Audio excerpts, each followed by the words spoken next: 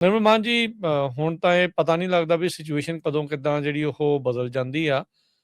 Cease fire ਹੋਈ ਸੀ, ਥੋੜ੍ਹਾ ਜਿਹਾ ਗੈਸ ਦੀਆਂ ਪ੍ਰਾਈਸਾਂ ਥੱਲੇ ਆਉਣ ਲੱਗੀਆਂ ਸੀ, ਵਿੱਚੇ ਜੋਬਸ ਦਾ ਇੱਕ ਗੁੱਡ ਰਿਪੋਰਟ ਆਈ ਸੀਗੀ ਵੀ ਇੱਕ ਬੰਦੇ ਪਿੱਛੇ ਜ਼ਿਆਦੀਆਂ ਜੋਬਸ ਜਿਹੜੀਆਂ ਅਵੇਲੇਬਲ ਆ।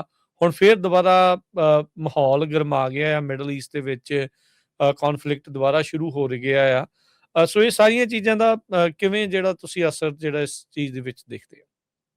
ਬਿਲਕੁਲ ਰਾਜਕਰਨ, ਜਿਹੜੀ ਤੁਸੀਂ ਜੋਬ ਦੀ ਗੱਲ ਕੀਤੀ, ਜੋਬ ਦੀ ਰਿਪੋਰਟ ਪਿਛਲੇ ਮਹੀਨਿਆਂ ਦੋਵਾਂ ਦੀ ਰਿਵਾਈਜ਼ ਹੋਈ ਆ। ਉਹ ਜੋਬ ਜਿਹੜੀਆਂ ਪ੍ਰੈਡਿਕਟ ਕੀਤੀਆਂ ਉਹ ਤੋਂ ਘੱਟ ਹੀ ਨੇ, ਔਰ ਜਿਹੜੀਆਂ ਇਸ ਮਹੀਨੇ ਦੀ ਕਰੰਟ ਜੋਬ ਰਿਪੋਰਟ ਹੈ ਉਹ ਵੀ ਘੱਟ ਹੈ।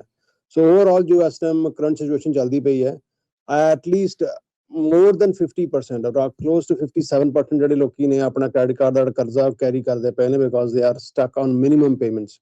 ਔਰ ਇਹੀ ਮੈਂ ਹਮੇਸ਼ਾ ਕਹਿੰਦਾ ਹੁੰਦਾ ਕਿ ਮਿਨੀਮਮ ਪੇਮੈਂਟ ਜਿਹੜਾ ਇੱਕ ਐਸਾ ਵਿਸ਼ੇਸ਼ ਸਾਈਕਲ ਹੈ ਕਿ ਤੁਸੀਂ ਮਿਨੀਮਮ ਪੇਮੈਂਟ ਚੱਕਰਾਂ 'ਚ ਪੈ ਜਾਓ। ਜਿਹੜਾ 21-22% ਇੰਟਰਸਟ ਰੇਟ ਸ਼ੁਰੂ ਹੁੰਦਾ, ਉਹਨੂੰ ਕਈ ਸਾਲ ਕਈ ਦਹਾਕੇ ਲੱਗ ਜਾਂਦੇ ਪੇ ਆਫ ਕਰਨ ਨੂੰ, ਔਰ ਜਿੱਥੇ ਤੁਸੀਂ 1000 ਦੇਣਾ ਉੱਥੇ ਹਜ਼ਾਰਾਂ ਡਾਲਰ ਦੇ ਕੇ ਤੁਸੀਂ ਛੁੱਟਦੇ ਹੋ। ਸੋ ਮੈਂ ਤਾਂ ਇਹੀ ਕਹਿਣਾ ਕਿ ਚਾਹੇ ਤੁਹਾਡਾ ਇਸ ਟਾਈਮ ਕੰਮ ਨਹੀਂ ਠੀਕ ਚੱਲ ਰਿਹਾ ਜਾਂ ਈਵਨ ਠੀਕ ਵੀ ਹੈਗਾ, ਚੀਜ਼ਾਂ ਜਿਹੜੀਆਂ ਨੇ ਜਿੱਦਾਂ ਤੁਸੀਂ ਕਿਹਾ ਕਿ ਆਉਣ ਵਾਲੇ ਟਾਈਮ 'ਚ ਕਾਫੀ ਜ਼ਿਆਦੀਆਂ ਅਨਪ੍ਰੈਡਿਕਟੇਬਲ ਨੇ। ਸੋ ਉਹਨੂੰ ਧਿਆਨ 'ਚ ਰੱਖਦਿਆਂ ਮੈਂ ਤਾਂ ਇਹੀ ਕਹਾਂਗਾ ਕਿ ਤੁਹਾਡਾ ਕਰਜ਼ਾ ਹੈ ਉਹਦੇ 'ਚ ਤੁਸੀਂ ਜਿੰਨੀ ਛੇਤੀ ਜਾਨ ਛੁਡਾ ਸਕਦੇ ਹੋ ਬੈਸਟ ਉਹੀ ਹੈ।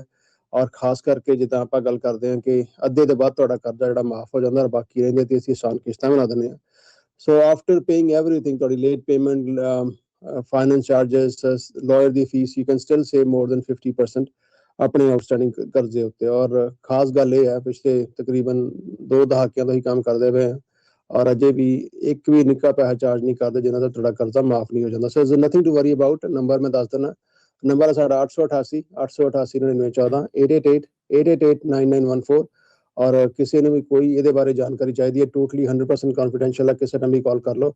ਜਿੰਨੇ ਵੀ ਆਪਸ਼ਨ ਹੈ, ਚਾਹੇ ਸੈਟਲਮੈਂਟ ਹੈ, ਕੰਸੋਲੀਡੇਸ਼ਨ, ਬੈਂਕਰਪਸੀ ਹੈ, ਸਾਰਾ ਕੁਝ ਰਿਵਿਊ ਕਰ ਲਓ। End of the day it's your choice ਕਿ ਤੁਸੀਂ ਕੀ ਕਰਨਾ ਚਾਹੁੰਦੇ ਹੋ। ਜੀ, ਆਪਣੇ ਨਿਰਮਲ ਭਾਈ, ਜਿਹੜਾ ਡੈਬਟ ਕੰਸੋਲੀਡੇਸ਼ਨ ਲੋਨਸ ਆ ਜਾਂ ਡੈਬਟ ਕੰਸੋਲੀਡੇਸ਼ਨ ਹੁੰਦੀ ਹੈ, ਵੱਖ-ਵੱਖ ਜਿਹੜੇ ਕਰਜ਼ੇ ਆ ਉਹਨਾਂ ਨੂੰ ਇੱਕ ਦੇ ਅੰਡਰ ਕਰ ਦਿੰਦੇ ਆ, ਉਹ 'ਚ ਘੱਟ ਇੰਟਰਸਟ ਹੋ ਜਾਂਦਾ, ਪਲੱਸ ਤੁਸੀਂ ਨੈਗੋਸ਼ੀਏਟ ਕਰਦੇ ਆ।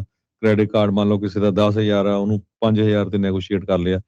ਕਈਆਂ ਦਾ ਜਿਹੜਾ ਕ੍ਰੈਡਿਟ ਬਹੁਤ ਬੈਡ ਹੁੰਦਾ, ਮੰਨ ਲਓ ਫਿਰ ਉਹਨਾਂ ਦਾ ਸਕੋਰ 580 ਤੋਂ ਵੀ ਥੱਲੇ ਆ, ਸੋ ਉਹਨਾਂ ਦੀ ਵੀ ਡੈਬਟ ਕੰਸੋਲੀਡੇਸ਼ਨ ਹੋ ਸਕਦੀ ਹੈ। ਬਿਲਕੁਲ ਭਾਜੀ, ਔਰ ਉਹਨਾਂ ਵਾਸਤੇ ਬਿਲਕੁਲ ਜ਼ਿਆਦਾ ਜ਼ਰੂਰੀ ਹੈ, ਬਿਕੋਜ਼ ਨਾਟ ਦੈਟ ਕਿ ਉਹਦੇ 'ਚ ਇੱਕ ਤਾਂ ਤੁਹਾਡਾ ਕ੍ਰੈਡਿਟ ਵੈਸੇ ਹੀ ਖਰਾਬ ਹੈ, ਉਹਦੇ ਉੱਤੇ ਔਨ ਟਾਪ ਆਫ ਦੈਟ ਤੁਹਾਡੇ ਤੇ ਕਰਜ਼ਾ ਚੜਿਆ ਵੀ ਹੈ, ਡੈਟ ਟੂ ਇਨਕਮ ਰੇਸ਼ੀਓ। ਸੋ ਉਹਦੇ ਵਾਸਤੇ ਇਹ ਹੁੰਦਾ ਕਿ ਇੱਕ ਵਾਰੀ ਤੁਸੀਂ ਕਰਜ਼ਾ ਪੇ ਆਫ ਕਰ ਦਿੰਦੇ ਹੋ, ਜਦੋਂ ਵੀ ਤੁਸੀਂ ਪੇ ਆਫ ਕਰਦੇ ਹੋ, ਤੁਸੀਂ ਪੇ ਕਰ ਸਕਦੇ ਹੋ ਐਨੀਵੇਅਰ 6 ਮੰਥਸ ਤੋਂ ਲੈ ਕੇ 4 ਸਾਲ ਦੇ ਵਿੱਚ। ਜਦੋਂ ਵੀ ਤੁਸੀਂ ਪੇ ਕਰਦੇ ਹੋ, ਤੁਹਾਡਾ ਇੱਕ ਤਾਂ ਨਾ ਸਿਰਫ ਤੁਹਾਡਾ ਕ੍ਰੈਡਿਟ ਇੰਪਰੂਵ ਹੋਣਾ ਸ਼ੁਰੂ ਹੋ ਜਾਂਦਾ, ਪਲੱਸ ਤੁਹਾਡਾ ਕਰਜ਼ਾ ਮਾਫ ਹੋ ਜਾਂਦਾ, ਬਿਕੋਜ਼ ਕਰਜ਼ਾ ਮਾਫ ਹੋਣ ਤੇ ਤੁਹਾਡੀ ਡੈਟ ਟੂ ਇਨਕਮ ਰੇਸ਼ੀਓ ਉਹ ਇੰਪਰੂਵ ਹੋ ਜਾਂਦੀ ਹੈ। ਸੋ ਇੱਕ ਵਾਰੀ ਤੁਸੀਂ ਕਰਜ਼ਾ ਪੇ ਆਫ ਕਰਦੇ ਹੋ, ਵਿਦਿਨ ਫਿਊ ਈਅਰਸ ਤੁਹਾਡਾ ਜਿਹੜਾ ਕਰਜ਼ਾ ਤੇ ਮਾਫ ਹੋਇਆ ਹੋਈ ਹੈ, ਪਲੱਸ ਤੁਹਾਡਾ ਜਿਹੜਾ ਕ੍ਰੈਡਿਟ ਸਕੋਰ ਵੀ ਇੰਪਰੂਵ ਹੋ ਜਾਂਦਾ ਜੀ ਜੀ। ਸੋ ਬਿਲਕੁਲ ਇਸ ਦਾ ਜਿਹੜਾ ਉਹ ਫਾਇਦਾ ਲੈਣਾ ਚਾਹੀਦਾ, ਇਹਦਾ ਲਾਹਾ ਲੈਣਾ ਚਾਹੀਦਾ।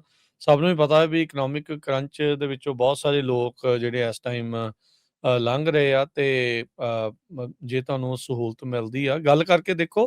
ਤੁਸੀਂ ਕਰਾਉਣਾ ਨਹੀਂ ਕਰਾਉਣਾ ਉਹ ਤੁਹਾਡੀ ਜਿਹੜੀ ਅੱਗੇ ਆਪਣੀ ਤੁਹਾਡੀ ਮਰਜ਼ੀ ਆ। ਇੱਕ ਵਾਰੀ ਸਿਚੁਏਸ਼ਨ ਜਿਹੜੀ ਉਹ ਸ਼ੇਅਰ ਕਰਕੇ ਦੇਖ ਸਕਦੇ ਆ, ਤੇ ਫਿਰ ਜਿਹੜਾ ਆ ਇਹਨਾਂ ਦੀ ਜਿਹੜੀ ਫਰਮ, ਇਹਨਾਂ ਦੀ ਕੰਪਨੀ ਆ, ਉਹ ਅੱਗੇ ਤੁਹਾਨੂੰ ਉਸ ਦੇ ਬਾਬਤ ਸਲਾਹ ਦੇ ਸਕਦੀ ਆ ਵੀ ਤੁਹਾਡੇ ਲਈ ਕੰਸੋਲੀਡੇਸ਼ਨ ਠੀਕ ਆ, ਸੈਟਲਮੈਂਟ ਠੀਕ ਆ, ਬੈਂਕਰਪਸੀ ਠੀਕ ਆ, ਕਿਹੜੀ ਚੀਜ਼ ਕਰਨ ਦੇ ਨਾਲ ਤੁਹਾਨੂੰ ਜਿਹੜਾ ਉਹ ਫਾਇਦਾ ਜਿਹੜਾ ਉਹ ਹੋ ਸਕਦਾ ਹੈ, ਤਾਂ ਜੋ ਜ਼ਿੰਦਗੀ ਇੱਕ ਵਾਰੀ ਫਿਰ ਲੀਹ ਦੇ ਉੱਤੇ ਜਿਹੜੀ ਉਹ ਆਵੇ, ਫਿਕਰਾਂ ਜਿਹੜੀਆਂ ਉਹ ਥੋੜ੍ਹੀਆਂ ਜਿਹੀਆਂ ਘੱਟ ਸਕਣ। ਜੀ, ਇਹਦੇ 'ਚ ਇੱਕ ਕੁਐਸਚਨ ਹੋਰ ਆ ਨਿਰਮਲ ਭਾਜੀ, ਵੀ ਜਿੱਦਾਂ ਹੁਣ ਅੱਜ ਕੱਲ੍ਹ ਇਮੀਗ੍ਰੇਸ਼ਨ ਦਾ ਵੀ ਬਹੁਤ ਰੌਲਾ ਆ, ਹਨਾ, ਗ੍ਰੀਨ ਕਾਰਡ ਲੈਣ ਦੇ ਲਈ, ਸਿਟੀਜ਼ਨਸ਼ਿਪ ਬਣਨ ਦੇ ਲਈ ਨਵੇਂ ਤੋਂ ਨਵੇਂ ਜਿਹੜੇ ਸਖਤ ਰੂਲ ਆ ਉਹ ਟਰੰਪ ਐਡਮਿਨਿਸਟ੍ਰੇਸ਼ਨ ਕਰ ਰਿਹਾ ਹੈਗਾ। ਜੇ ਕੋਈ ਬੈਂਕਰਪਸੀ ਫਾਈਲ ਕਰਦਾ ਜਾਂ ਡੈਬਟ ਕੰਸੋਲੀਡੇਸ਼ਨ ਕਰਦਾ, ਉਹਦਾ ਵੀ ਕੋਈ ਅਸਰ ਪੈਂਦਾ ਇਮੀਗ੍ਰੇਸ਼ਨ ਦੇ ਉੱਤੇ? ਜੀ ਪਤਾ ਭਾਜੀ, ਨਹੀਂ, ਤੁਸੀਂ ਇਮੀਗ੍ਰੇਸ਼ਨ ਦੇ ਅਟਾਰਨੀ ਤਾਂ ਨਹੀਂ, ਮੈਂ ਵੈਸੇ ਜਨਰਿਕ ਨਹੀਂ ਪੁੱਛ ਰਿਹਾ ਜੀ। ਨਹੀਂ, ਫਿਰ ਵੀ ਭਾਜੀ, ਕਿਉਂਕਿ ਆਪਣੇ ਇਮੀਗ੍ਰੇਸ਼ਨ ਅਟਾਰਨੀ ਤਾਂ ਹੈਗੇ, ਪਰ ਐਟਲੀਸਟ ਡੈਟ ਬਾਰੇ ਮੈਂ ਬਿਲਕੁਲ ਜਾਣ ਕੇ ਰੱਖਦਾ। ਦੇਖੋ, ਜੇ ਸਿੱਧੀ ਗੱਲ ਕਰੀਏ ਆਪਾਂ ਤੇ ਫਿਰ ਕੋਈ ਫਰਕ ਨਹੀਂ ਪੈਂਦਾ। ਡੈਟ ਕੰਸੋਲੀਡੇਸ਼ਨ ਨਾਲ ਬਿਲਕੁਲ ਨਹੀਂ ਪੈਂਦਾ, ਔਰ ਇਹਦੇ ਨਾਲ ਤੁਹਾਡੀ ਬੈਂਕਰਪਸੀ ਨਾਲ ਨਹੀਂ ਪੈਂਦਾ। ਪਰ ਹੁੰਦਾ ਕੀ ਹੈ ਭਾਜੀ, ਬੈਂਕਰਪਸੀ ਪ੍ਰੂਵ ਕਰਨ ਵਾਸਤੇ, ਕਿਉਂਕਿ ਜਿਹੜੀਆਂ ਖਾਸ ਕਰਕੇ ਜਦੋਂ ਬੁਸ਼ ਐਡਮਿਨਿਸਟ੍ਰੇਸ਼ਨ ਆਈ, ਉਹਨਾਂ ਨੇ ਬੈਂਕਰਪਸੀ ਕਾਫੀ ਜ਼ਿਆਦਾ ਮੁਸ਼ਕਿਲ ਕਰ ਦਿੱਤੀ ਹੈ।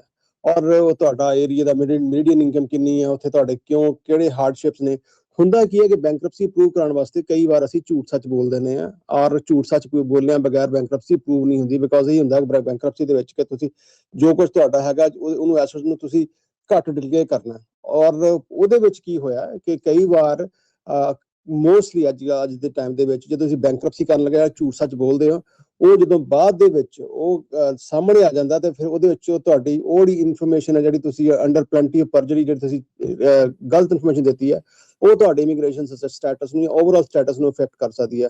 ਪਰ ਜਿਹੜਾ ਡੈਟ ਸੈਟਲਮੈਂਟ ਹੈ ਉਹਦੇ ਵਿੱਚ ਤੁਸੀਂ ਕੋਈ ਝੂਠ ਸੱਚ ਨਹੀਂ ਬੋਲਦੇ, ਉਹਦੇ ਵਿੱਚ ਤੁਸੀਂ ਇਹੀ ਕਰਦੇ ਹੋ, ਇਹੀ ਕਰਦੇ ਆ ਤੁਹਾਡਾ ਜਿਹੜਾ ਕੇਸ ਬਣਾਉਂਦੇ ਆ ਕਿ ਤੁਸੀਂ ਇੱਕ ਕਰਜ਼ਾ ਲਿਆ ਸੀ ਇਨ ਗੁੱਡ ਟਾਈਮਸ, ਔਰ ਅਨਫੋਰਚੂਨੇਟਲੀ ਜਿਹੜੇ ਹੁਣ ਅਜੋਕਾ ਟਾਈਮ ਚੱਲਦਾ ਪਿਆ ਉਹ ਕਰੰਟ ਸਿਚੁਏਸ਼ਨ ਦੇ ਉੱਤੇ ਕਰਜ਼ਾ ਨਹੀਂ ਪੇ ਕਰ ਸਕਦੇ, ਪਰ ਜਿੰਨਾ ਵੀ ਅਸੀਂ ਅਫੋਰਡ ਕਰ ਸਕਦੇ ਹਾਂ, ਜੇ ਅਸੀਂ $10,000 ਦੇਣਾ ਸੀ ਤਾਂ ਅਸੀਂ ਸ਼ਾਇਦ 2 ਪੇ ਕਰ ਸਕੇ ਜਾਂ 4 ਕਰ ਸਕੇ, ਜਿੰਨਾ ਵੀ ਸਾਡੇ ਕੋਲ ਅਫੋਰਡ ਹੋਇਆ ਉਹਨਾਂ ਪੇ ਕੀਤਾ, ਬਜਾਏ ਇਹਦੇ ਕਿ ਟੋਟਲੀ ਆਪਾਂ ਹੱਥ ਖੜੇ ਕਰਕੇ ਬੈਂਕਰਪਸੀ ਫਾਈਲ ਕਰ ਦਿੱਤੀ। So that is always a good situation. ਉਹਦੇ ਵਿੱਚ ਤੁਹਾਨੂੰ ਕੋਈ ਕੋਰਟ ਦੇ ਵਿੱਚ ਸੈਟਲਮੈਂਟ ਦੇ ਕੋਰਟ ਦੇ ਵਿੱਚ ਪੇਪਰ ਨਹੀਂ ਫਾਈਲ ਕਰਨੇ ਪੈਂਦੇ, ਬਟ ਜਿਤ ਐਜ਼ ਕੰਪੇਅਰ ਟੂ ਬੈਂਕਰਪਸੀ ਜਿੱਤ ਤੁਹਾਨੂੰ ਕੋਰਟ ਦੇ ਵਿੱਚ ਪੇਪਰ ਫਾਈਲ ਕਰਨੇ ਪੈਂਦੇ ਨੇ।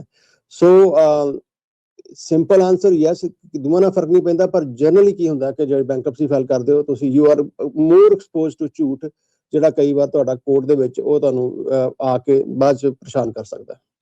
ਜੀ ਨੰਬਰ 1 ਡੈਬਟ ਕੰਸੋਲੀਡੇਸ਼ਨ ਦੇ ਵਿੱਚ ਤੁਹਾਡਾ ਜਿਹੜਾ ਕ੍ਰੈਡਿਟ ਆ ਉਹ ਜਲਦੀ ਬਿਲਡ ਹੋਣਾ ਸ਼ੁਰੂ ਹੁੰਦਾ ਹੈ ਬੈਂਕਰਪਸੀ ਨਾਲੋਂ, ਰਾਈਟ? ਬਿਲਕੁਲ ਭਾਜੀ, ਬੈਂਕਰਪਸੀ ਦੇ ਵਿੱਚ ਤਕਰੀਬਨ 7 ਤੋਂ ਲੈ ਕੇ 10 ਸਾਲ ਡਿਪੈਂਡਿੰਗ ਔਨ ਕਿਹੜੀ ਸਟੇਟ ਦੇ ਵਿੱਚ ਤੁਸੀਂ ਹੈਗੇ ਹੋ। ਔਰ ਕ੍ਰੈਡਿਟ ਡੈਟ ਸੈਟਲਮੈਂਟ ਦੇ ਵਿੱਚ ਮੰਨ ਲਓ ਕਿ ਤੁਸੀਂ ਅੱਜ 6 ਮਹੀਨੇ ਦੀ ਪੇਮੈਂਟਾਂ ਕੀਤੀਆਂ ਨੇ, 6 ਮਹੀਨੇ ਦੇ ਬਾਅਦ ਤੁਸੀਂ 6 ਮਹੀਨੇ ਹੋਰ ਲਾ ਲਓ, ਤਕਰੀਬਨ ਸਾਲ 6 ਮਹੀਨੇ ਤੋਂ ਲੈ ਕੇ ਸਾਲ ਦੇ ਵਿੱਚ ਤੁਹਾਡਾ ਜਿਹੜਾ ਕ੍ਰੈਡਿਟ ਹੈ ਉਹ ਬੈਕ ਔਨ ਟਰੈਕ, ਜੇ ਤੁਸੀਂ ਅੱਜ 8.5 ਤੋਂ ਸ਼ੁਰੂ ਕਰਦੇ ਹੋ, within year after making your last payments you are back to 830 ਜਾਂ ਤੋਂ ਬੈਟਰ ਤੁਹਾਡਾ ਸਕੋਰ ਜਿਹੜਾ ਹੋ ਜਾਂਦਾ ਜੀ। ਨੰਬਰ ਇੱਕ ਵਾਰੀ ਫੇਰ ਸ਼ੇਅਰ ਕਰ ਦਿਓ ਨਰਮਾਨ ਜੀ। ਜੀ ਬਿਲਕੁਲ, ਨੰਬਰ ਹੈ 888 888 9914 888 888 9914 ਔਰ ਵੈਬਸਾਈਟ ਹੈ ਸਾਡੀ ura.org ooraa.org। ਜੀ ਥੈਂਕ ਯੂ ਜੀ, ਬੜੀ ਮਿਹਰਬਾਨੀ ਨਰਮਾਨ ਜੀ, ਸ਼ੁਕਰੀਆ। ਹਰਜੋਤ ਸਿੰਘ ਜੀ, ਕੁਝ ਕਾਲਰ ਆਪਣੇ ਨਾਲ ਜਿਹੜੇ ਹੋਲਡ ਤੇ ਆ ਵੇਟ ਕਰ ਰਹੇ ਸੀ, ਆਪਾਂ ਉਹਨਾਂ ਦੀ ਕਾਲ ਲੈ ਲੈਂਦੇ ਆ। ਸੁਰਿੰਦਰ ਜੀ, ਇੱਕ ਮਿੰਟ।